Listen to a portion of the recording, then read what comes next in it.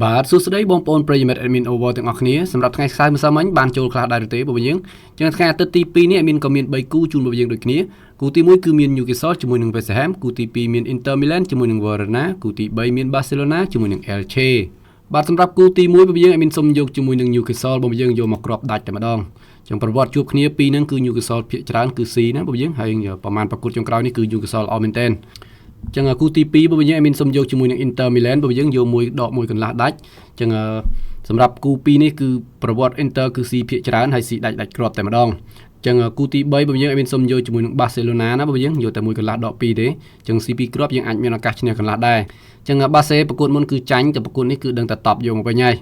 ចឹង3គូនេះមានសុំដាក់$10ណាបងប្អូនយើងតើចឹងបងប្អូនយើងដែលកំពុងតែស្វែងរកជាមួយនឹង website ធ្វើការចាក់ភ្នាល់ដែលធានាជូននៅទំនុកចិត្តដកប្រាក់ជូនពិតៗត្រឡប់មកវិញហើយមានសុំធ្វើការណែនាំជាមួយនឹង website ecash289 បងប្អូនយើងជា website ធានាជូននៅទំនុកចិត្តដកប្រាក់ពិតៗត្រឡប់ទៅវិញ 100% លើ 100% ការសងជូនមកបងដល់ទៅ$15,000បងប្អូនយើងការចាក់ភ្នាល់ខ្លួនឯងគូបកចាប់ពី2គូរហូតដល់15គូចាក់ចាប់ពី$1ឡើងទៅណាបងប្អូនយើងចឹងឬក៏បងប្អូនយើងមិនទាន់ចេះចាក់ភ្នាល់ខ្លួនឯងអាចឲ្យក្រុមការងារចាក់ជូនបានចាប់ពី2គូរហូតដល់10គូចាក់ចាប់ពី$5ឡើងទៅ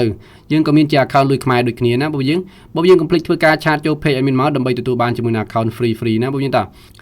ចឹងជាមួយនឹងការបង្កើត account ថ្មីដាក់ប្រាក់លើដំបងជាមួយនឹងក្រុមហ៊ុន ecash289 បងប្អូនយើងនឹងទទួលបានជាមួយនឹង promotion ប្រាក់បន្ថែម 100% ភ្លាមៗក៏ដូចជា promotion ប្រាក់បង្វិលត្រឡប់មកវិញប្រចាំខែគឺ 10% ផងដែរនៅមានជា promotion ណែនាំមិត្តភ័ក្តិនិង promotion ថ្ងៃខួបកំណើតបងប្អូនយើង